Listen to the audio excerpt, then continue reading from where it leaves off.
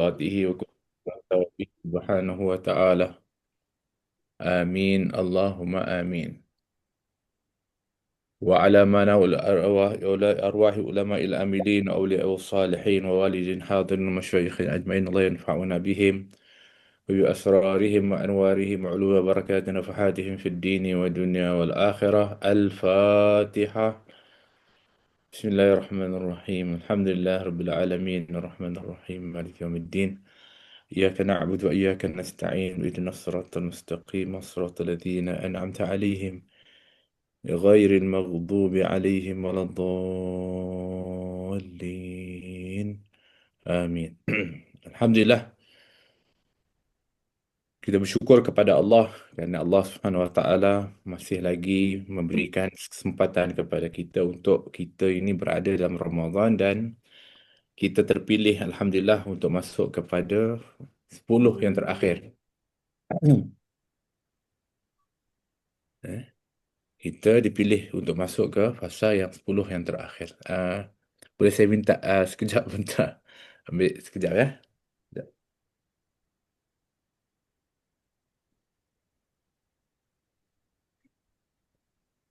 NCEA yang dah masuk kan belum? Dah okey dah? Mana? Belum. Tak kenal. Baik, bismillah. Minta maaf. Jadi kita berada 10 fasa 10 yang terakhir. Alhamdulillah, syukur kepada Allah Subhanahu Wa Taala, bermakna Allah sedang membuka peluang kepada kita semua untuk kita meraih lebih lagi. Kerana kata di dalam riwayat disebutkan tentang 10 yang terakhir ni mempunyai daripada simpanan-simpanan rahasia yang Allah Subhanahu Wa Taala akan limpahkan kepada orang-orang yang bermujahadah, yang bersungguh-sungguh pada 10 yang terakhir. Sebab tu Nabi kita SAW sendiri sangat bersungguh-sungguh pada 10 yang terakhir, sehingga kata Sayyidina Aisyah radhiyallahu anha, kana yajtahidu fil ashr al-awakhir fi Ramadan ma yajtahidu fi ghairihi. Adalah Rasulullah SAW itu bersungguh-sungguh pada 10 terakhir Ramadan itu yang tidak didapati pada hari-hari yang sebelumnya. Dan bahkan Nabi sendiri pun ketika itu uh, mengajak kepada para sahabat untuk bersungguh-sungguh, sehingga Nabi ajak mereka beriktikaf di masjid untuk memberikan fokus dan tumpuan untuk Allah SWT beribadah kepada Allah Subhanahu Wa Taala. Jadi Alhamdulillah, kita diberi kesempatan bersama dalam hari yang mulia ini. Serta kita dapat untuk mengisi waktu ini Alhamdulillah dengan sama-sama, insya-Allah kita akan tadabbur kepada surah Yasin, dan hari ini kita akan masuk kepada ayat yang ke-51 insya-Allah, ya. Setelah sebelumnya kita dibicarakan berkenaan dengan mereka orang-orang kafir atau orang-orang musyrikin, mereka yang mensyirikkan Allah SWT ni, ketika mana mereka diajak kepada kebenaran, mereka tidak mahu untuk menerima kebenaran yang telah pun diajak oleh baginda Rasulullah SAW. Bahkan mereka itu uh, disebutkan sudah pun terlanjur di dalam uh, kesesatan dan tak mahu untuk menerima kebenaran. Uh, Serta yang lebih menakutkan adalah apabila mereka ini sudah mula mencabar, kan? Tak mahu untuk terima kebenaran, kemudian setelah itu mereka uh, mencabar pula. Uh, Iaitu kalau betul uh, apa namanya, balaslah sekarang, azablah kepada kami, macam tu. Uh, Kan? Jadi dalam, kalau kita boleh tengok sikit sebelum ini, di antara kesan daripada seorang itu apabila mereka kufur kepada Allah Subhanahu Wa Taala, uh, mereka akan menjadi orang yang tamak kepada dunia. Dan akhirnya dengan sebab tamak kepada dunia, maka lahirlah golongan manusia yang hanya pentingkan diri sendiri. Ni kesan disebutkan. dan tak pedulikan kepada orang lain, dan mereka sanggup buat apa saja demi untuk diri mereka. Maksudnya kalau mereka nak dapat sesuatu, kalau mereka nak uh, sesuatu, mereka tak peduli orang lain. Tak peduli di sini bukan hanya tak tolong orang, tak kisah dengan apa, bahkan mereka sanggup buat apa saja sampai orang lain mudarat pun dia tak kisah. Yang penting mereka dapat apa yang mereka inginkan. Kan? Jadi itu yang kita lihat saksikan pada zaman kita ni pun. Eh? Apabila orang nak kuasa, apabila orang nak dunia, apabila orang tu dah tamak sangat, maka mereka akan buat apa saja sehingga nyawa manusia tak ada nilainya. Kehidupan manusia lain tak ada nilainya. Yang penting saya dapat. Yang penting saya, ini walaupun surah Yasin, kita sebutkan itu adalah merupakan surah Makkiyah yang diturun sebelum hijrah Nabi SAW. Dan itu biasanya banyak berbicara berkenaan orang-orang musyrikin, iaitu di Mekah. Tetapi konsep Al-Quranul Karim itu disimpulkan oleh para mufassir, al-ibrah bi umumi lafaz la bi khusus sabab. Ibrah pengajaran Al-Quran ini adalah lebih umum dia punya lafaz dia, bukan dengan khusus sebab ketika mana dia diturunkan ataupun khusus sebab kepada kaum pada waktu itu saja. Tak. Bermakna hari ini boleh kita relatekan pada zaman kita, dan hari ini kita menjadi saksi ketamakan, kerakusan manusia. Mereka orang yang kufur kepada Allah Subhanahu Wa Taala, dan mereka yang tamak kepada dunia ini, sehingga akhirnya mereka tak peduli pun kepada kepada Allah Subhanahu Wa Taala, maksudnya kepada kebaikan yang diajak kepada mereka, iman yang diajak kepada mereka, dan mereka bahkan tak peduli pun kepada orang lain. Dan bahkan mereka sanggup untuk buat apa saja walaupun sampai orang lain akan mudarat dengan sebab itu. Dan juga mereka bahkan mencabar daripada mencabar Allah Subhanahu Wa Taala, mencabar kepada kebenaran yang telah diajak oleh baginda Rasulullah sallallahu alaihi wasallam. Sehingga mereka mengatakan apa? Wa yaquluna mata hadzal wa'du in kuntum sadiqin. Bila datangnya kiamat ni? Kan? Kalau betul kamu itu benar, kan? Sedangkan sebenarnya untuk Allah Subhanahu Wa Taala nak supaya apa nak berlakunya kiamat itu dengan sekelip mata pun boleh. Cukup dengan satu tiupan sangkakala maka boleh berlaku kiamat. Tapi Allah SWT tak mahu layan mereka ni orang-orang yang ingkar. Kan? Jadi maknanya kita juga mengambil sikap kalau sekiranya orang tu dah memang tak boleh terima daripada kebenaran tu, kita tak perlu nak layan sangatlah. Kerana itu akan membuang masa kita. Kerana apabila mereka benar-benar menunjukkan penentangan, bermakna mereka sudah tidak lagi atau tertutuplah hati mereka itu daripada kebenaran. Hari ini kita masuk ayat ke-51. A'udzubillahi minasyaitanirrajim. Wa nufikha fis suri fa idahum minal ajdati ila rabbihim yansilun. Dan ditiuplah sangkakala. Kemudian Allah Subhanahu Wa Taala ketika mana mengatakan bahawa sebenarnya untuk berlaku kiamat itu cukup dengan ditiup sangkakala, yang mana malaikat yang ditugaskan untuk meniupnya adalah malaikat Israfil disebutkan, yang sekarang ini kata Nabi SAW sebuah hadis sudah pun standby. Mana sangkakala itu bukannya dianya disimpan dalam satu tempat, nanti malaikat Israfil pergi ambil kemudian baru tiup. Kalau kita kata hari ini macam bekas, tak. Atau mungkin sedang apa namanya dipegang oleh malaikat Israfil, standby dekat tangan dia. Tidak. Nabi kata sebenarnya sangkakala itu sudah pun berada di bibirnya, di mulutnya mereka Israfil. Mana dah duduk macam tu dah. Tinggal nak tiup saja. Itu Nabi cerita dalam hadis. Maknanya anytime. Ketika Allah SWT kata, okey tiup. Maka akan tak lagi satu detik pun terlambat. Maksud nak kena ambil lalu ke apa namanya sangkakala itu, kan? Atau baru nak angkat tangan nak tiup, tak, dia dah duduk kat dia punya bibir dia, dah duduk di mulut dia, untuk berlaku bila-bila pun, kan. uh, jadi Oleh kerana itu, kalau kita lihat dalam ayat ini, Allah Subhanahu Wa Taala langsung menceritakan uh, tentang tiupan sangkakala yang dia akan berlaku beberapa kali. Ha, eh. Iaitu pertama, kalau kita lihat, eh, satu tiupan akan menyebabkan hancurlah bumi ini, eh, iaitu disebutkan dengan kiamat. Dan semua yang hidup di atas muka bumi ini akan mati semuanya. Eh. Baik. Yang kedua ialah yang disebutkan dengan tiupan yang kedua itu, kalau kita lihat, uh, akan apa namanya, pertama menghancurkan tu, dan tiupan dua yang kedua, pertama mematikan semua yang bernyawa, kemudian berlakulah kehancuran.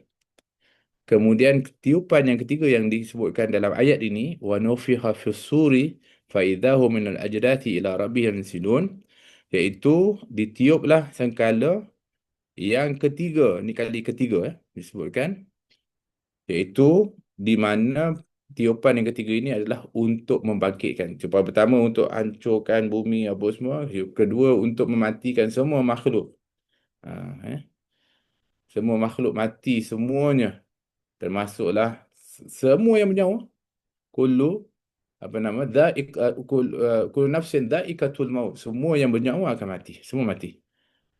Yang hanya hidup adalah yang maha hidup, Allah je. Maksud tu tinggallah, kalau kita kata yang hidup hanya Allah SWT. Allah la ta'khudh sanatun wa la naum, dan Allah itu Hayyul Qayyum. Allah itu maha hidup dan maha berdiri sendiri. Allah. Ha. Yang ketiga, barulah kemudian Allah hidupkan malaikat Israfil, dan untuk tiupan yang ketiga yang disebutkan wa nafikha fis-suri fa idahum minal ajdathi ila rabbihim yansilun, iaitu tiupan yang ketiga ini akan menyebabkan mereka keluar dengan segera daripada kubur mereka. Dan keluar daripada kubur pergi ke mana? Menuju kepada tempat yang telah pun ditetapkan oleh Allah Subhanahu Wa Taala. Jadi pada waktu ni maknanya masing-masing akan dihidupkan semula. Maka disebut dengan Yaumul Ba'thi, hari kebangkitan. Hari yang kita dibangkitkan semula, dihidupkan semula daripada kematian. Semua akan hidup di tempat dia dikuburkan atau dimati. Kan ada orang mati dekat mana? Contohnya dekat Malaysia. Nanti dah bangkit di Malaysia lah. Di bumi ni. Tempatnya tu dia akan keluarkan tulang-tulang dia, dia akan dihidup semula. Tapi yang pertama yang akan dibangkitkan, kata baginda SAW dalam hadis, akulah orang pertama yang akan dibangkitkan daripada kematian, daripada kubur aku, dan aku akan dibelah kuburku dan aku akan keluar daripadanya. Kemudian yang akan mengikuti Nabi SAW ada Sayyidina Abu Bakar, Sayyidina Umar, kemudian Ashabul Baqi' dan juga para Anbiya.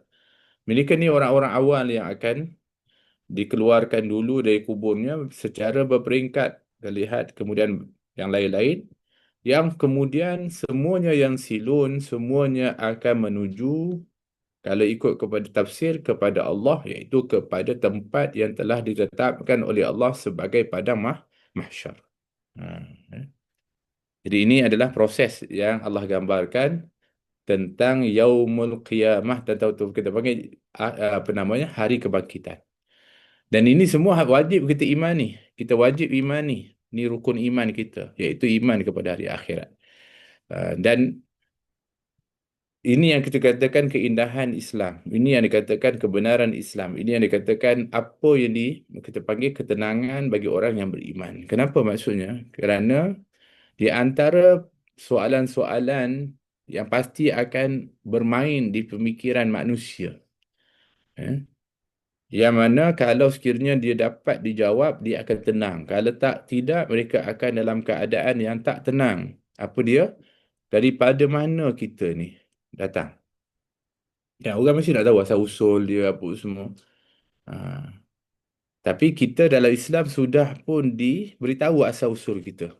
Kita ni daripada diciptakan melalui zuriat Nabi Adam alaihi salam. Yang mana Nabi Adam itu diciptakan, manusia pertama diciptakan oleh Allah asal-usulnya daripada tanah. Kemudian telah masukkan kepadanya ruh.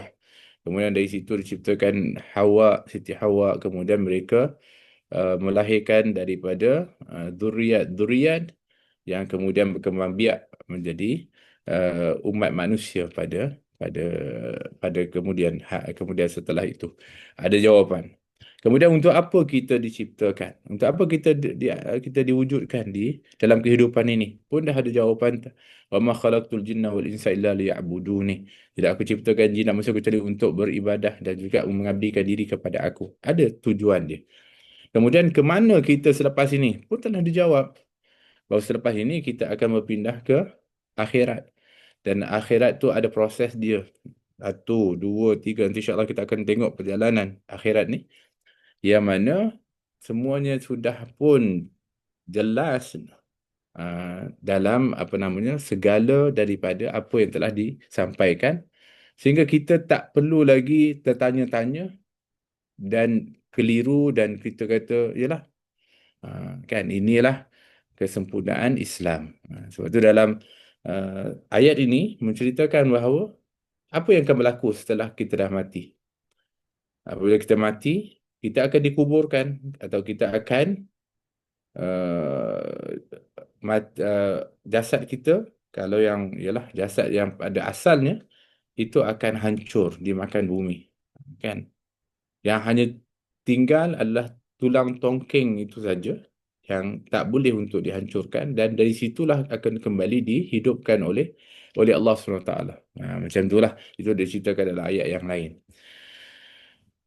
Walhasil adalah disebutkan nanti apabila nanti dibangkitkan, kita ditiupkan sangkakala kali yang ketiga, kemudian semuanya keluar daripada kubur masing-masing menuju ke bangkit daripada kubur masing-masing, maka pada waktu itu qalu ya wailana man ba'athana min marqadina hadha ma wa'ada ar-rahman wa sadaqal mursalun. Jadi apabila dibangkitkan dari kubur ni, okey, pada waktu itu Allahumma salli ala sayyidina Muhammad, mereka berkata, qalu, mereka berkata, ya, iaitu mereka di sini merujuk kepada orang-orang yang satu, uh, orang-orang yang kufur kepada Allah, orang-orang yang disebut orang-orang yang mensyirikkan Allah Subhanahu Wa Taala. Yang kita tahu bahawa apabila mereka mati, mereka akan masuk ke alam barzakh, dan ketika alam barzakh pun akan ada soalan yang dikenal soal kubur, dan apabila ditanya ada yang dapat menjawabnya, dan orang-orang yang dapat menjawabnya, orang itu adalah orang yang selamat daripada azab kubur, dan kubur itu menjadi tempat kerehatan baginya. Adapun orang-orang yang kufur, orang-orang yang mensyirikkan Allah Subhanahu Wa Taala, dan orang-orang yang bermaksiat. Ini ada tiga golongan lah. Maka ketika mana mereka ditanya, mereka gagal untuk menjawabnya, maka mereka akan diseksa di dalam kubur, iaitu disebut dengan adab kubur. Baik, adab kubur adalah merupakan daripada permulaan daripada apa yang bakal dia hadapi nanti di akhirat. Bermakna adab kubur ni yang digambarkan oleh baginda SAW dalam hadis seperti dia akan dipukul, sehingga dia akan menjerit sekuat-kuatnya, sehingga suara jeritan itu akan dapat didengar oleh makhluk-makhluk yang lain, kecuali thaqalain, kata Nabi, kecuali jin dan manusia yang Allah tutupkan pendengaran, tak dengar dari jeritan yang kuat daripada ahli kubur itu yang diseksa. Kalaulah sekiranya Allah buka lah pendengaran tu dan boleh dengar jeritan-jeritan daripada kesakitan yang ditanggung oleh orang-orang yang diazab dalam kubur ni, pastilah kita semua akan takut. Kan? Semuanya akan takut. Tapi Allah tutup pendengaran itu. Tak dengar apa yang berlaku dan dia berlaku kepada ahli kubur, kan. Tapi apa namanya, uh, mereka tanggung daripada ke adab tersebut ataupun siksaan tersebut, sehinggalah kan kita ada tiga proses tiupan sangkala tu. Kan, Allahumma salli ala Muhammad. uh, Tiupan pertama berlaku kiamat, habis, okey, hancurlah semua yang di bumi ni. Yang kedua, mematikan semua yang bernyawa, termasuk malaikat. Jadi malaikat yang ditugaskan untuk nak menyeksa ataupun mengadab kepada ahli kubur ni, dia pun mati. Malaikat tu pun tak ada. Jadi masa tu, fasa tu, fasa tu adalah fasa rehat dari kepada orang-orang yang diadab dalam kubur tu. Dah tak, dah kena, asyik kena je. Tiba-tiba, tak adalah. Lega. Macam tu lah. Lega. Tiba-tiba, mereka pun rehat. Lega. Tak adalah. Dah kena dah. Kan? Tiba-tiba, dia bangkit kan. Hidup pula. Tu yang mereka kata, ya wailana had. Dia kata, ya wailana man ba'athana min marqadina. Mereka mengatakan, aduhai, binasalah kami, celakalah kami. Siapakah yang bangkit kami di tempat tidur kami ni? Baru kami nak rehat sekejap. Sebelum ni dah diadab. Ingat ke dah habis dah. Kan tiba-tiba kenapa? Siapa yang kejutkan balik semula ni? Yang hidupkan kami semula ni? Macam tu. Mereka mengucapkan itu dalam apa namanya? Nada kita panggil terkejut. Kan? Dan seolah-olah kita kata Allah baru nak rehat daripada adab tersebut. Itu satu. Dan juga perkataan itu adalah terbit daripada mulut orang-orang yang ketika hidup dekat dunia ni mereka tak percaya kepada akhirat. Jadi apabila mereka dibangkitkan, dia kata, alamak, siapa yang bangkitkan ni? Betul lah ada hari kebangkitan. Sebab di antara yang dinafikan oleh orang-orang musyrikin Mekah, orang-orang Arab jahiliyah adalah kepada berlaku yang disebutkan dengan hari kebangkitan. Mereka tak percaya dengan tu. Mereka tak percaya bahawa apabila seorang tu dah mati, nanti dia dah bangkitkan semula. Dia tahu, dia kata tak. Mati, habis. Hidup hanya sekali. Kan? Jadi kita hulurlah sungguh-sungguh di kehidupan ni. Macam itulah. Itu prinsip dan konsep kepada orang-orang jahiliyah. Sebab tu Nabi SAW banyak berbicara tentang akhirat. Sebab tu kalau kita tengok ayat-ayat surah Makiyah ini, khususnya kalau kita tengok daripada surah-surah yang pendek-pendek, mula daripada 9 juzuk ke-30 tu, banyak menceritakan tentang hari kiamat, ceritakan tentang akhirat, menceritakan tentang hari kebangkitan. Sebab itulah yang mereka tak percaya. Kan? Sehingga mereka tak takut nak buat apa sebab mereka tak rasa mereka akan dibalas. Mereka kata, apa yang kita buat ni habis kat sini je. Tak, kita orang beriman tahu bahawa apa yang kita buat di dunia ini akan nanti ada pertanggungjawaban ketika mana kita dibangkitkan semula. Bahkan ianya lebih apa namanya, menakutkan kerana di situ juga menanti balasan kepada apa yang dilakukan oleh seseorang itu di dunia ini. Jadi sebab tu mereka pun kata qalu ya walana man ba'athan min marqadina. Mereka mengatakan Allah, siapalah yang celakalah kami, siapa yang bangkitkan kami semula di tempat tidur kami ini. Sebab tu kalau dalam hukum kita membaca ayat ni, kita wajib untuk nak wakaf. Wakaf di sini bukan mesti wakaf tu berhenti, tapi mesti ada saktah. Mesti dipisahkan mimar qadina hada ma wa'ada ar-rahman wa sadaqa al-mursalin. Supaya ayat tu tak menjadi campur. Mesti dia kata, mereka mengatakan, celakalah kami, siapalah yang bangkit kami dari marqadina, daripada tempat tidur kami. Maka kemudian baru disambung, hada ma wa'ada ar-rahman wa sadaqal mursalun. Iaitu maksudnya adalah inilah. Kalau kita sambung, qalu ya walana man ba'atha min marqadina hada, maksudnya siapa yang telah bangkitkan di tempat berbaringan kami ini. Dia jadi ayat tu jadi salah. Dan sebenarnya siapalah yang selagalah kami, siapalah yang bangkitkan kami daripada tempat tidur kami? Hada ma wa'ada rahman. Inilah yang telah pun dijanjikan oleh Allah yang Maha Penyayang, Pemurah. Wa sadaqal mursalun, dan telah benarlah apa yang telah disampaikan oleh para rasul. Jadi apabila mereka bertanya, kata bangun, alah, kenapa yang bangunkan kami daripada kubur ni? Kan? Maka akan diberitahu kat mereka. Hada ma wa'ada rahman. Ini yang telah dijanjikan oleh Allah yang maha pemurah tu. Dan apa yang telah benar disampaikan oleh para rasul. Kepada kamu, ingat tak? Macam itulah seolah-olah begitu. Yang kamu dulu nafikan, yang kamu dulu tak percaya, yang ketika itu tak mahu untuk nak terima. Jadi para rasul dah bagi tahu dah. Nabi Muhammad dah bagi tahu kamu dah. Ha, tapi kamu yang tak nak tu. Jadi sekarang ni baru kamu panik, baru kamu tahu. Yang dia itu kamu yang minta. Kan sebelum tu ha, berlakulah kiamat. Kemudian bangkitlah kami semua untuk tanggungjawab. Oh, cabar. Sekarang masa dah berlaku tu, barulah kamu panik. Baru kamu tahu kebenaran dia. Jadi maknanya Nabi Allah SWT juga nak beritahu kepada kita. Kalau kita berhadapan dengan orang yang kadang-kadang asyik nafi je. Maksud menafikan kebenaran, tak terima kebenaran. Akhirnya kita kata apa?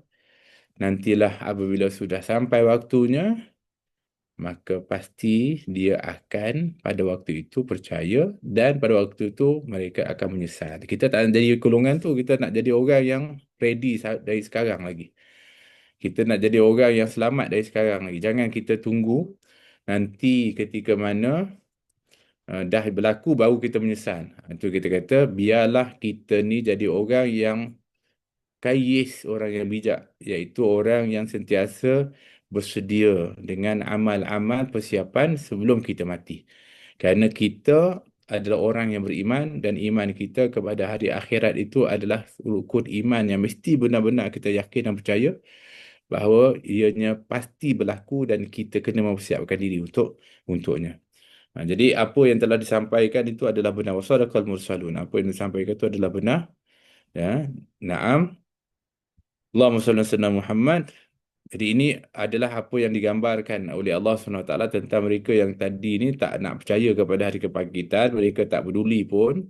Nanti kata Allah SWT, waktu mereka nanti dibangkitkan pada tiupan yang ketiga, bangkit, bangun semua, hidup semua yang mati, tak ada yang ketinggalan seorang pun, tak ada yang seorang pun yang tak dibangkitkan, semua. Kita kena faham yang itu. Kemudian mereka semuanya akan kembali kepada Allah SWT. Sebab itulah nanti akan paniklah ketika itu orang-orang yang ingkar, yang tak percaya, kerana mereka dapati apa yang telah pun mereka nafikan itu berlaku. Dan mereka akan kita panggil, diberitahu dengan nada kita panggil seolah-olah kita kata perli kepada mereka. Ini dia janji Tuhanmu yang pemurah, maha pemurah, dan benar apa yang telah disampaikan oleh para rasul itu. Nah. In kanat illa sayhatan wahidatan fa idahum jami'ul ladaina muhdarun. Kemudian Allah Subhanahu wa taala berfirman, tidak adalah teriakan itu ataupun tiupan itu selain sekali daripada sayhah itu, teriakan itu, tiba-tiba mereka semua dikumpulkan kepada kami.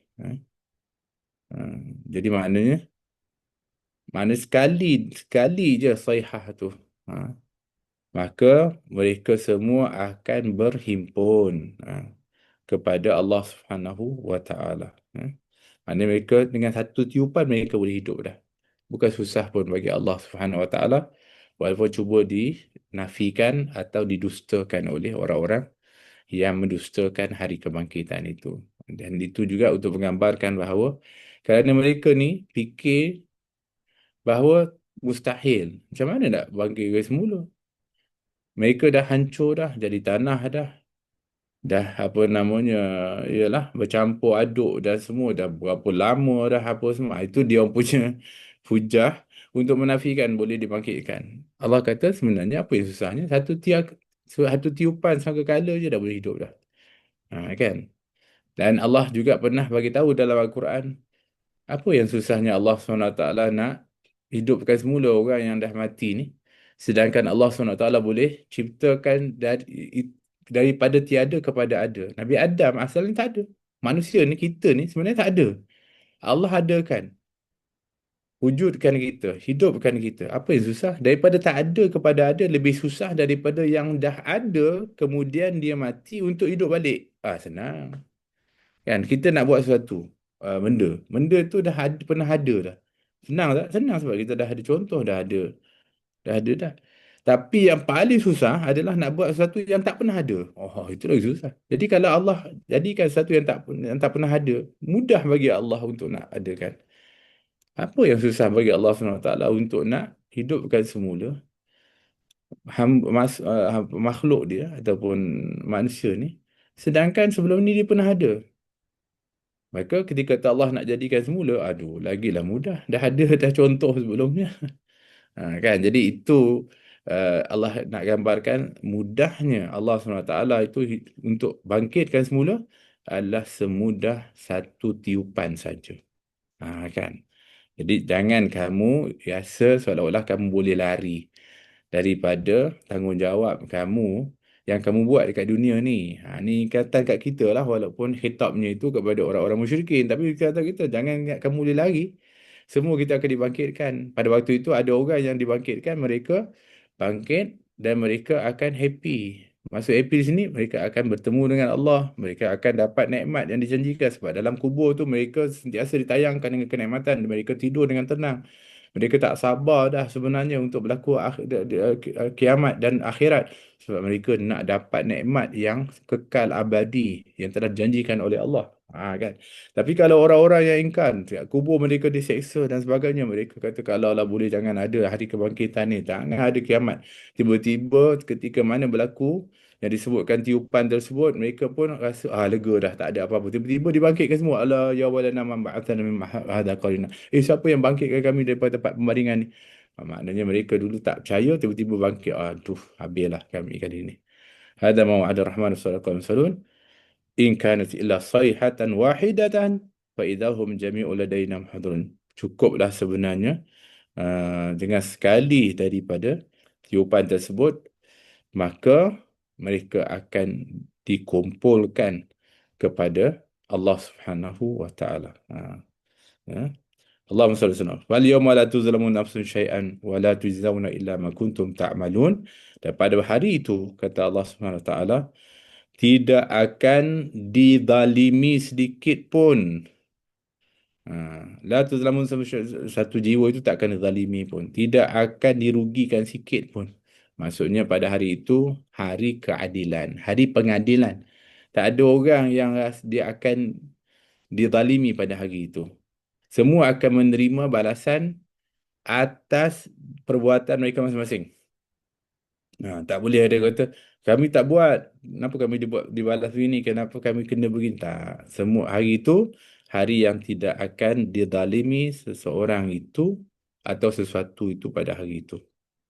Wala tujzauna illa ma kuntum ta'malun, kerana kamu itu tidak akan diberikan ganjaran kecuali dengan apa yang telah kamu kerjakan. Kamu tidak akan diberikan balasan kecuali dengan apa yang telah kamu lakukan. Jadi pada hari itu Allah tak akan zalim kepada siapa pun. Hari itu hari pengadilan.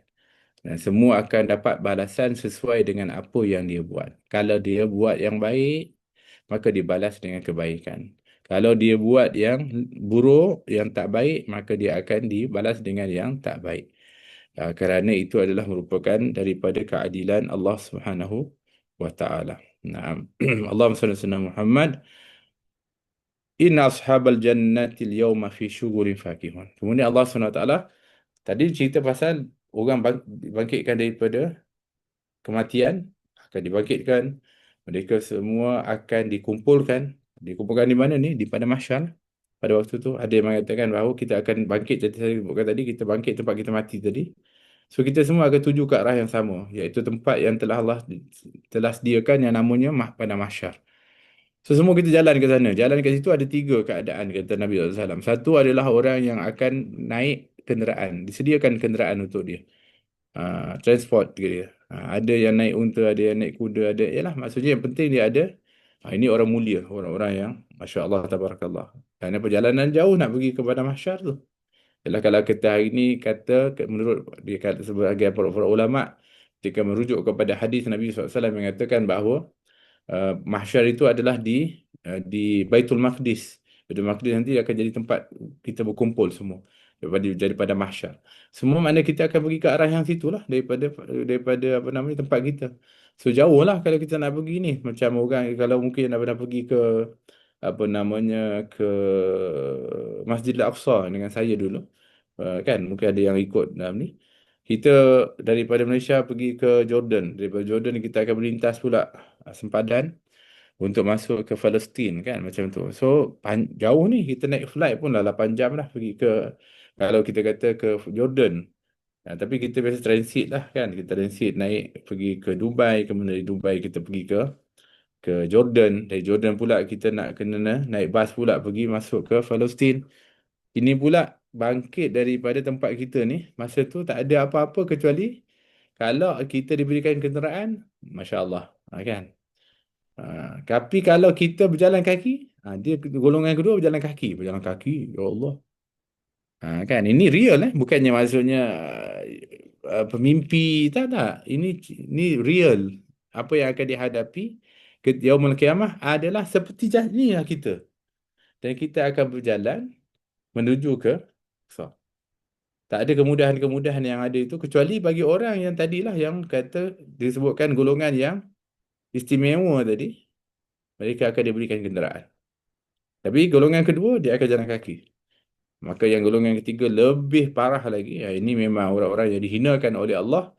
Mereka akan berjalan dengan wajah mereka. Macam mana berjalan dengan wajah mereka? Kata para sahabat, ya Rasulullah, yang kami tahu kan kita ni kat dunia jalan dengan kaki. Macam mana boleh jalan? Mana ada orang jalan dengan wajah? Kata Nabi SAW, sebagaimana Allah Subhanahu Wa Taala mengajarkan dan mengizinkan kita berjalan dengan kaki di dunia ini, begitulah Allah Subhanahu Wa Taala yang akan memerintahkan ataupun yang akan menjadikan orang itu boleh berjalan dengan wajahnya. Apa yang mustahil bagi Allah? Apa yang susah? Yang penting ialah mereka akan berjalan dengan wajah, mereka berjalan dengan wajah. Sama ada terseret ke ataupun mereka berjalan buat macam tu ke, yang penting mereka akan berjalan dengan wajahnya seperti mana yang disebutkan di dalam riwayat. Untuk menunjukkan dahsyatnya keadaan itu dan orang itu adalah orang yang paling hina dan terseksa. Belum lagi mereka itu dimasukkan dalam api neraka. Belum lagi mereka sampai di padang mahsyar sudah terseksa dalam perjalanan itu. La ilaha illallah. Kan itulah disebutkan tadi ketika dibangkitkan. Kemudian apa nama cukup dengan satu tiupan sangkala. Kemudian Allah SWT cerita tentang ahli syurga. Inna ashabal jannati yawma fi syughulin fakihun. Sesungguhnya penghuni syurga pada hari itu bersenang-senang dalam kesibukan mereka. Maknanya Allah SWT cerita tentang perihal ahli syurga. Bahawa di hari kiamat nanti, apabila telah dibangkitkan, kemudian mereka akan berangkat kepada mahsyar, maka kemudian mereka akan setelah itu dihisab dan akan ditempatkan di taman-taman syurga. Maka mereka akan bergelumang. Mereka akan apa namanya bergelumang dengan kenikmatan yang abadi itu. Jadi mereka akan busy lah sebab nikmat banyak sangat ni. Wah, seronok busy dengan kenikmatan itu. Sebab tu dia katakan bahawa sungguhnya penghuni syurga itu akan bersenang-senang dengan kesibukan mereka. Mereka maknanya akan gembira dengan kesibukan yang mereka akan dapatkan di dalam syurga itu. Apa kesibukan yang mereka dapatkan dalam syurga itu?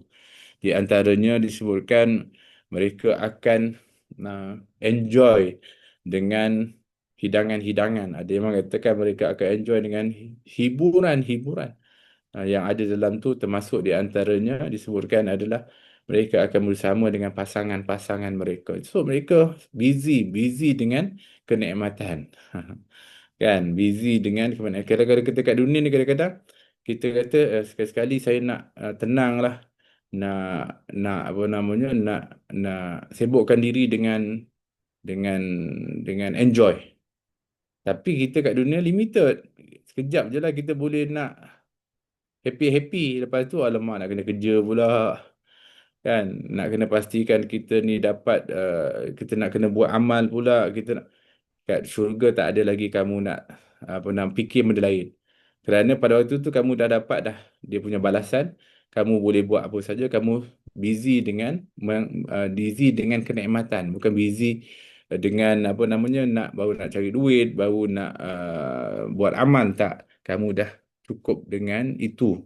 Kerana dekat syurga tidak ada lagi untuk kamu, tak ada lagi bahagian untuk kamu beramal, bukan untuk amal lagi, untuk kamu dapat kenikmatan. So ahli syurga ni kat satu dia akan enjoy dengan kesibukan mereka. Sibukan masing-masing untuk mereka enjoy apa yang mereka akan dapatkan di dalam syurga. Sebab tu dia kata hum wa azwajuhum fi dhilalin 'alal araiki muttaqiun. Di antara kesibukan mereka adalah melayani isteri-isteri mereka. Dekat syurga bidadari kan yang disebutkan, yang mana pada waktu itu mereka akan duduk berteduh di atas pangkin-pangkin atau tilam-tilam yang mana mereka boleh untuk bersandar dekat situ. Mereka sibuk bersandar di tilam, ataupun kita panggil pangkin-pangkin yang sangat indah, yang pada waktu itu akan ada disebutkan zilal, tempat yang teduh. Kalau kita kata macam duduk di pelamin-pelamin lah. Pelamin-pelamin yang dihiasi dengan berbagai daripada kain kelambu yang sangat indah-indah, yang pada waktu itu mereka akan dinaungi dengan pohon-pohon syurga. Itu disebutkan. Ini adalah di antara nikmat-nikmat yang digambarkan, dan mereka akan sibuk ketika itu melayan kenikmatan tersebut bersama pasangan-pasangan mereka. Ya. Lahum fiha fakihatun, dan di syurga itu akan mereka dapatkan buah-buahan. Ha. Dan berbagai jenis buah-buahan ada. Ha. Yang mereka akan dapatkan. Tinggal mereka minta saja, mereka akan dapat. Kerana pada waktu di syurga, buah-buahan itu tidak ada seperti mana dunia ada musim dia. Kita nak teringin nak makan buah tu. Tapi nanti orang kata, belum musim lagi, kena tunggu. Tapi kat syurga tak ada yang namanya musim. Semuanya ada. Buah-buahan itu. Masya Allah. Tak cukup. Tak tunggu nak kena tanam dulu. Kemudian nanti tumbuh. Nak tunggu berapa tahun. Baru nak harvest. Baru nak kita nak tuai. Tak. Di situ apa saja buah-buahannya dia akan nikmati. Dan dia boleh dapatkan tanpa ada musim. Tanpa tunggu waktu. Masya Allah. Tabarakallah. Dia disebutkan berbagai jenis buah-buahan mereka akan dapatkan. Kan, walahum ma yad'un, disebutkan, dan bagi mereka itu apa yang mereka minta. Apa pun yang mereka minta mereka akan dapat. Maknanya apa saja mereka nak, apa saja mereka niatkan, hajatkan, akan ditunaikan. Ini keistimewaan yang Allah berikan kepada ahli syurga. Sebab tu Nabi SAW pernah bersabda dalam hadis. Nabi mengatakan, ala hal musyammir ilal jannah. Ada ke orang yang nak masuk syurga ni, kata Nabi. Kerana sesungguhnya syurga itu, kata Nabi SAW, indahnya itu tak dapat dibayangkan. Bahkan dalam hadis lain Nabi kata, mala ainun ra'at wala udhunun sami'at wala khatara ala qalbi bashar. Syurga itu tak ada mata yang pernah melihat secantik itu.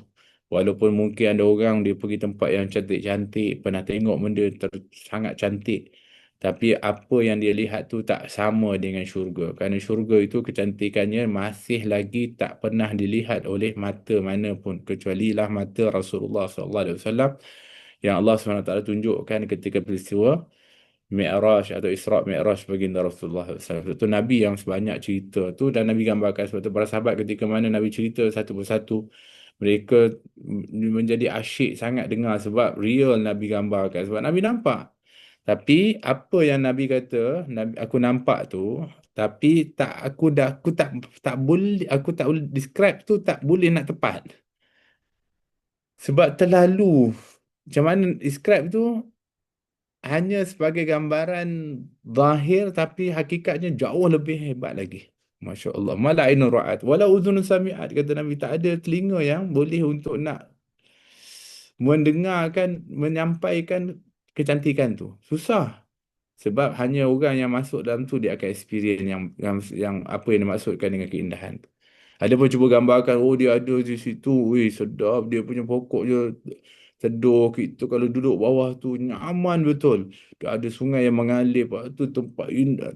Memang kita boleh cerita, tapi apa yang cerita yang dengarkan apabila masuk syurga jauh lebih lebih indah lagi. Masya Allah. Wala khatara ala qalbi bashar, kata Nabi, dan tidak boleh terlintas dalam hati pun. Cuba cuba untuk khayal, cuba untuk melintas kat macam ni kot syurga. Tak sama. Masya Allah, tabarakallah. Hatta buah-buahan dia pun, walaupun ada di situ disebut kurma, ada disebut dengan delima, ada disebutkan dengan pisang. Buah-buahan itu pun dikatakan tak sama. Tak sama ni maksudnya, memang tak sama dengan di dunia.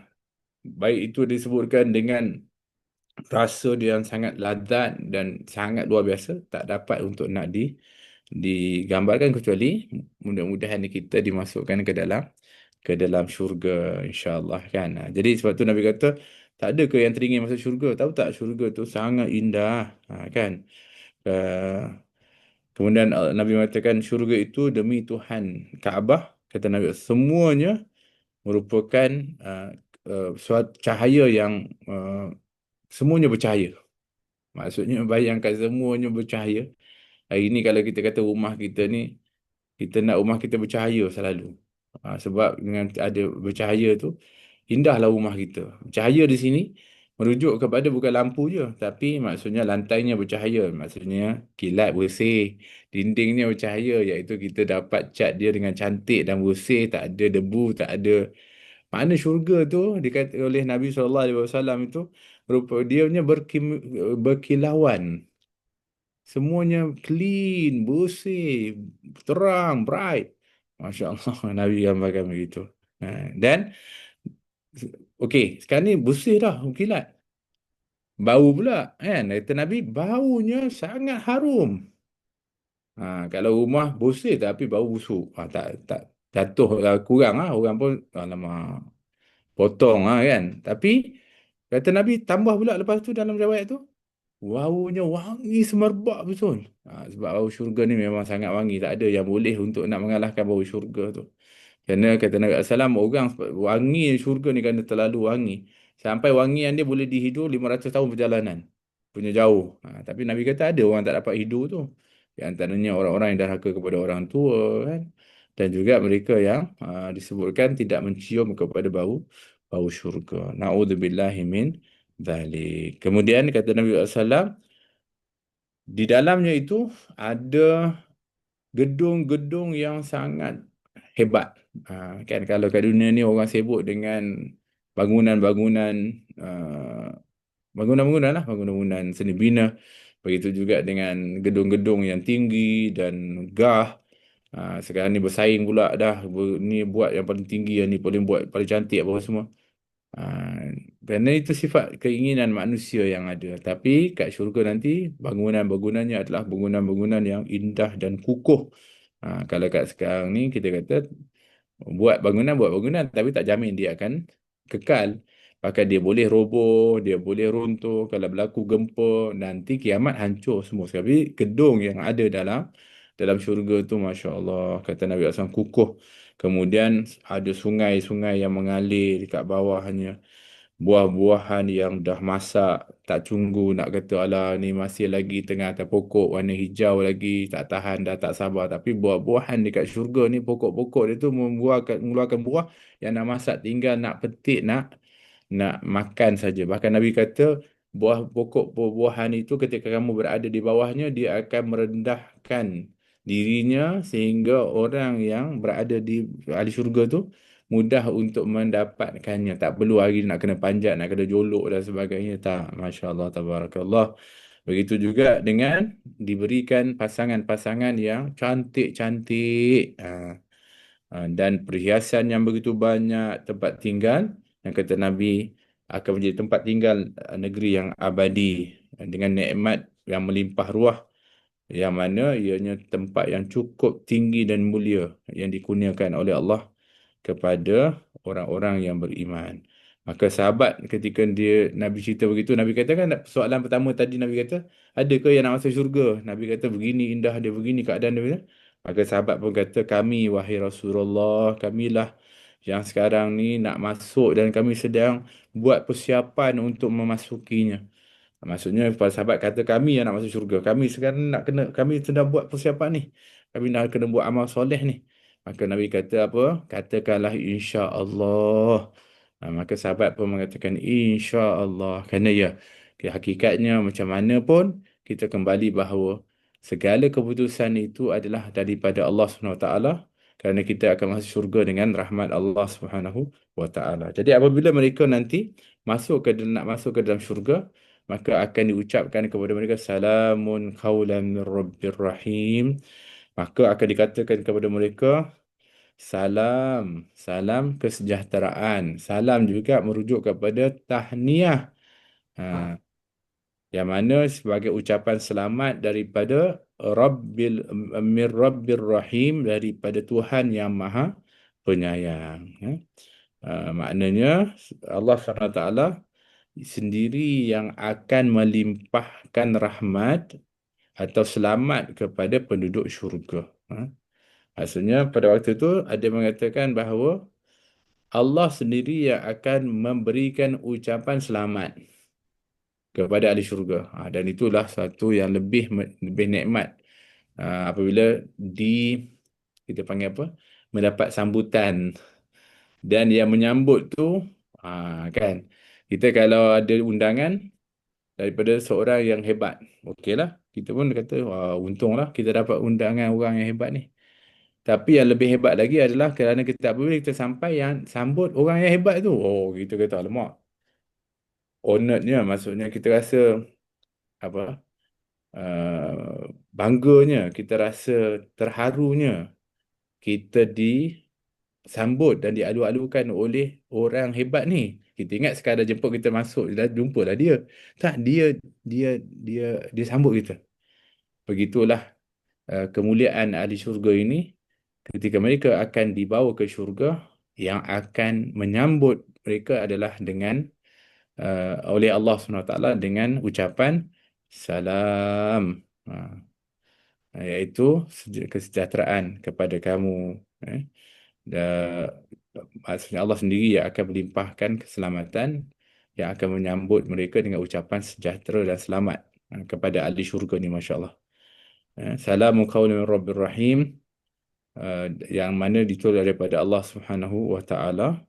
Yang ada yang mengatakan bahawa pada waktu itu Allah SWT Muhammad, ahli syurga pada waktu itu merasakan bertuahnya mereka kerana mereka dapat kemuliaan yang sangat luar biasa, iaitu mendapatkan ucapan kesejahteraan dari Allah Subhanahu wa Ta'ala. Wamtazul yawma ayyuhal mujrimun. Itu tentang ahli syurga. Sekarang ni Allah ceritakan pula nasib yang akan dialami oleh orang-orang kafir nanti di akhirat. Jadi orang-orang yang beriman, mereka akan dimasukkan ke dalam syurga, mereka akan dapat menikmatinya dengan luar biasa. Mereka sibuklah dengan kenikmatan tu sehingga mereka tak sempat nak fikir dah tentang keadaan ahli neraka pun, katakan sibuk sangat kan. Baru Allah kata ketika orang-orang ahli syurga sibuk dengan kenikmatan mereka, mereka tak terfikir dah yang lain dah tentang ahli-ahli neraka ke apa adab yang terima ahli neraka. Mereka sibuk dengan kenikmatan-nikmatan itu, mereka akan disambut dengan gilang gemilang. Bahkan Allah SWT akan memberikan ucapan sejahtera kepada mereka.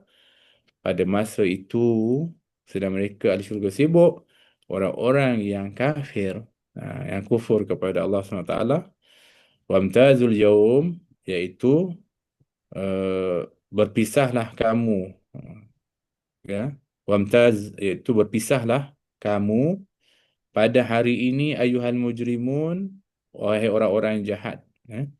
Maksudnya Allah SWT ceritakan nasib yang dialami orang kafir kelak di akhirat, yang mana Allah SWT perintahkan mereka itu agar berpisah di tempat orang-orang beriman. Maknanya orang beriman dapat nikmat, mereka dipisahkan daripada nikmat tersebut. Kenapa mereka tak layak, mereka tak berhak untuk mendapatkan kenikmatan tersebut. Jadi pada hari itu mereka terpisah daripada, kalau ada keluarga, ada dalam dalam orang yang dapat nikmat itu keluarga, dia terpisah dari keluarga. Kalau dulu dekat dunia dia berkawan dengan orang-orang yang baik, orang-orang yang beriman, orang-orang yang beramal soleh, pada waktu itu dia akan terpisah daripada kawan dia itu. Ha. Wamtazul yawma ayyuhal mujrimun. Kerana apa? Kerana kamu adalah orang-orang mujrimun. Mujrim ini maksudnya orang yang bersalah, buat kesalahan dekat dunia ni. Apa yang masuk bersalah kat dunia ni? Iaitu satu, tidak beriman. Yang keduanya, kalau beriman pun dia salah ketika mana dia tak melaksanakan perintah Allah. Apa lagi kesalahan? Dia tak meninggalkan larangan Allah. Apa lagi kesalahan adalah mereka mereka melakukan maksiat. Kan? Jadi mujrim, dipanggil mujrimun. Alam ahad ilaikum ya bani Adam alla ta'budu syaitan. Ha. Kemudian nanti pada waktu itu mereka pun kata, kenapa kami terpisah daripada mereka? Dia orang dulu kat dunia sama dengan kami, hidup dengan kami juga. Kemudian Allah Subhanahu Wa Taala mengatakan, bukankah aku telah perintahkan kepada kamu wahai anak Adam supaya tidak menyembah syaitan. Tahu tak kamu kenapa kamu pisah dengan mereka tu yang sedang dapat nikmat tu? Kerana kamu ikut syaitan. Kan aku dah bagi tahu kat dulu. Jangan kamu ikut datang menyembah kepada syaitan. Kan? Innahu lakum adu mubin. Sebab dia itu adalah merupakan musuh kamu yang nyata. Dah bagi tahu dah. Allah kata Allah. Aku dah bagi tahu. Dan Allah, cara Allah bagi tahu, aku bagi tahu kamu adalah aku utuskan kepada kamu rasul-rasul. Yang mana mereka tu akan diwahyu, aku berikan wahyu untuk mereka, ajak kamu, untuk kamu tu jangan ikut syaitan. Untuk kamu itu supaya apa namanya, beriman, supaya kamu tu siapkan diri untuk uh, akhirat kamu. Kan? Tapi kamu tetap juga ikut syaitan, sedangkan pada waktu tu Rasul dah pun ajak kamu, iaitu wa ni'buduni hadza siratal mustaqim, yang pada waktu itu Allahumma salli ala sayyidina Muhammad kata, telah pun diajak kepada kamu, hendaklah kamu itu menyembah aku, dan inilah jalan yang lurus, ya. Ha. Jadi bermakna, kenapa kami tak dapat bersama? Kerana kamu dulu ikut syaitan. Sedangkan aku dah bagi warning, jangan ikut syaitan. Dia adalah musuh kamu yang nyata. Kamu bukan kadar ikut, kamu sembah. Allah gunakan kalimat menyembah syaitan. Menyembah syaitan ni maksudnya apa? Kamu worship kepada syaitan. Maknanya apa saja syaitan suruh kamu buat. Maksudnya kamu seolah-olah taat kepada syaitan. Tak, seolah menyembah syaitan. Itu Allah gambarkan macam itu. Kan? Sedangkan patutnya hendaklah kamu itu menyembah aku, kata Allah. Itulah jalan yang lurus. Walaqad adalla minkum jibilan katsiran afalam takunu ta'qilun. Inilah jalan yang lurus. Sungguhnya syaitan itu telah menyesatkan sebahagian besar di antara kamu, maka apakah kamu tidak memikirkan? Jadi bermakna hendaklah kita ni, seperti mana ayat tersebut disebutkan, walaqad adalla minkum jibilan katsira. Sungguhnya syaitan itu telah menyesatkan sebahagian besar dari kalangan. Jibilan di sini menurut pendapat adalah disebutkan maksudnya sebahagian besar manusia, kan, telah disesatkan oleh syaitan. Afalam takunu ta'qilun, tidakkah mereka memikirkan, yakni kalian tu dah aku berikan akal, tapi kamu tak gunakan untuk kamu melihat daripada kebenaran tersebut, tapi kamu bahkan pada waktu itu menentang kepada Allah Subhanahu wa taala. Allahumma salli ala sayyidina Muhammad. Uh, jadi itu adalah apa yang kita boleh untuk bahaskan pada hari ini, sampailah ke ayat yang ke-62, 62, yang mana membicarakan yang pertama sekali tentang hari kebangkitan, dan kita semua akan dibangkitkan semula, di mana pun bagaimanapun keadaan kita, kita akan tetap dibangkitkan untuk dihimpunkan di padang mahsyar, kemudian kita akan dihisap, eh. Pada waktu itu kalaulah sekiranya orang itu adalah orang yang berbuat amal yang kebaikan dan dirahmati oleh Allah, maka mereka akan menikmati syurga itu dengan keadaan yang sangat luar biasa yang digambarkan tadi daripada ayat tersebut.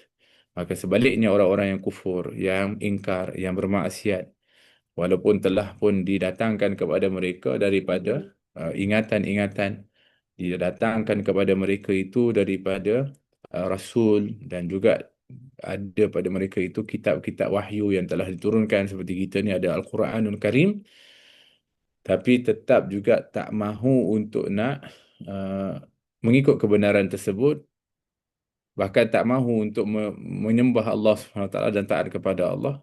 Tapi yang dia sembah, yang dia taat, yang dia ikut, yang diturut adalah syaitan.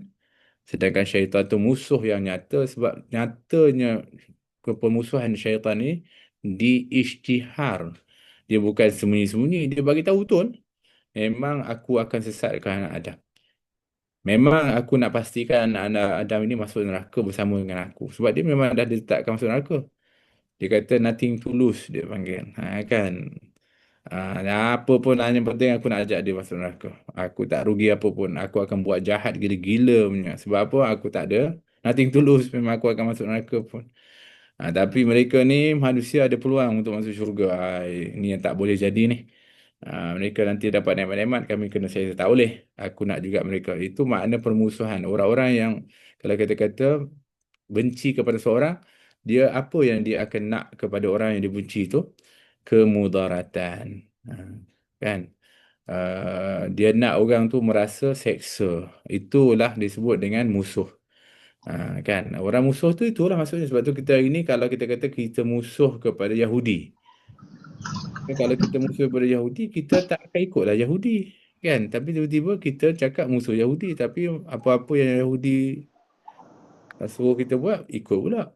Maknanya kita ni bukan musuh. Sebab tu Allah kata, jadikanlah syaitan itu musuh kamu. Musuhi maksudnya adalah buat apa yang musuh tu tak suka. Bukannya kita kata mulut kata musuh, tapi perbuatan ikut. Kalau kamu betul-betul musuh kepada dia, ialah kamu tak ikut pun. Dan apa yang dia suka, kamu tak buat. Apa yang dia tak suka, kamu buat. Itu bermusuh. Kan? Jadi kalau kita kata ini, saya benci dengan Zionis. Saya benci dengan Israel, contoh. Kan? Saya musuh kepada dia. Tapi, apa yang dia nak kita buat, buat pula. Kan, apa yang kita apa namanya dia tak suka kita buat, kita tak buat juga. So kita kat itu sebenarnya bukan musuh, kan. Mulut je kata benci, tapi sebenarnya kita ikut dan turut. Jadi syaitan adu mubin, dia adalah memang musuh yang nyata, yang tak sepatutnya kamu itu jadikan dia sebagai ikutan dan turutan, kerana dia akan menyesatkan kamu sehingga kamu akan menyesal nanti di akhirat nanti. Afalam takunu ta'qilun? Kata Allah Taala, maka apakah kamu tidak memikirkannya? Maka maknanya dalam ayat ni, fikir-fikirkanlah. Kata Allah, gunakan akal kamu supaya kamu tidak tertipu dengan tipu daya syaitan. Wallahu taala alam bisawab. Naam, kalau ada yang nak tanya, fadal. Okey, terima kasih banyak Habib. Kita buka ruangan untuk bertanya. Ada sesiapa yang nak bertanya? Silakan.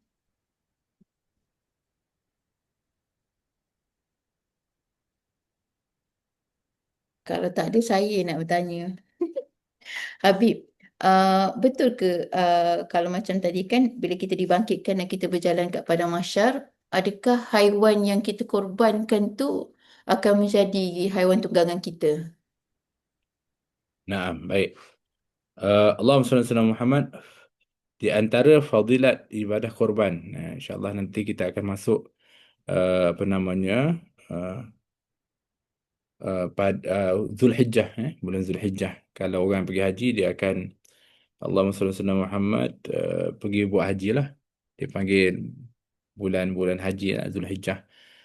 Pada waktu itu di antaranya dalam hadis Nabi SAW bersabda, Apabila masuk je bulan Zulhijjah itu, kata Nabi, tidak ada satu hari pun yang lebih baik di sisi Allah, paling disukai oleh Allah dan paling mulia di sisi Allah untuk seorang hamba itu melakukan amal soleh berbanding daripada 10 hari dalam bulan Zulhijjah. Sehingga disimpulkan oleh para ulama, hari yang terbaik di sisi Allah adalah 10 hari pertama bulan Zulhijjah. 1 hingga 10 Zulhijjah. Okey. Eh? Kalau malam itu, siang itu hari ya. Kalau malam yang paling afdal adalah malam kita ni, malam 10 terakhir Ramadan. Itu kita panggil rumusan-rumusan para ulama. Kemudian apabila Nabi sebutkan tentang hari raya korban, kata Nabi SAW, apabila seorang itu pada 10 Zulhijjah, dia panggil hari itu adalah Yaumun Nahar, hari korban. Uh, Iaitu pada 10 Zulhijjah. Ya. Maka kata Nabi, tidak ada yang lebih uh, utama untuk dilakukan pada hari itu berbanding daripada melakukan ibadah korban. Baik. Jadi apabila seorang itu melakukan ibadah korban, haiwan yang dikorbankan itu, kata Allah Subhanahu Wa Taala, dia nanti akan orang itu akan mendapat balasan pada setiap daripada juzuk daripada anggota ibadah haiwan korban tersebut.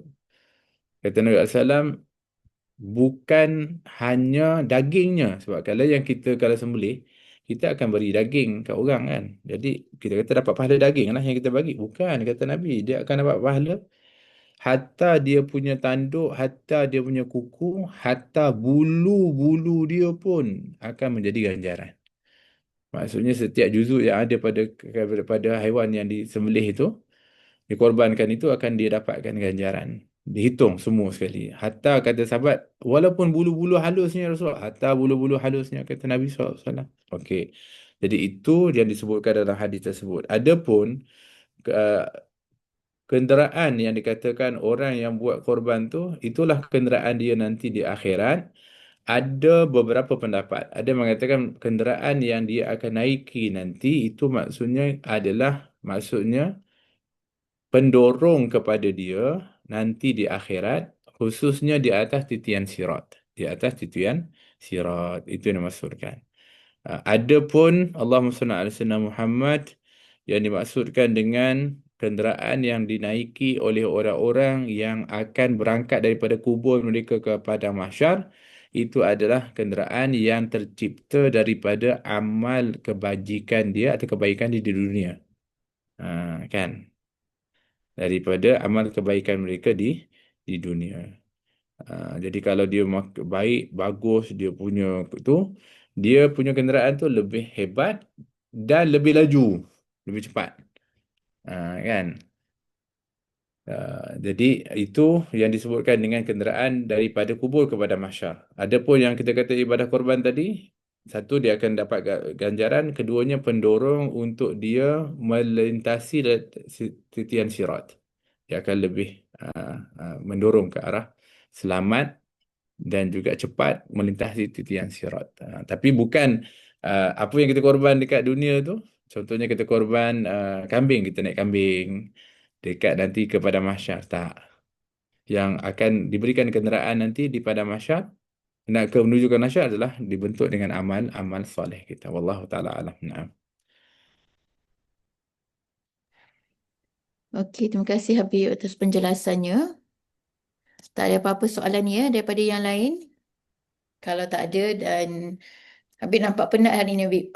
Sebab dekat apa tu, FB ada online ya Habib, 10 malam terakhir tiap-tiap pagi ada, ke malam ganjil je, Habib ada apa tu, tahajud. Uh, Ah, Biasa kita fokus pada malam ganjil lah. malam ganjil Tapi setiap Ah, malam pun kena bangun jugalah untuk ya betul. tahajud. Untuk Tapi yang ada siaran online maksudnya dekat Facebook uh, Habib. uh, Siapa nak ikuti boleh ikuti. sebab ada permintaan Ya orang betul. daripada jamaah untuk nak kita ambil konsep apa namanya wa ta'awunu 'alal birri wa taqwa, saling tolong-menolong dalam kebaikan dan takwa, sedangkan sebenarnya ialah kita kata untuk nak di live kan, khususnya untuk tahajud ini, uh, ialah tak digalak, taklah dianjurkan kan, tapi kita ambil konsep itulah untuk saling mengingatkan, sebab Hati. Nabi SAW, salah satu daripada apa amalan Nabi SAW pada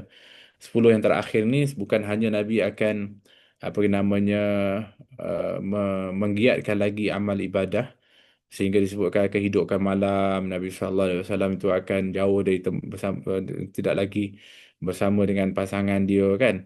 Tapi yang satu lagi ni yang kita, ini yang mungkin sebagai salah satu daripada usaha lah Nabi kata dalam riwayat tu, wa aiqadha ahlahu, Nabi akan bangunkan dan ajak bersama ibadah daripada ahli keluarga dia dan para sahabat.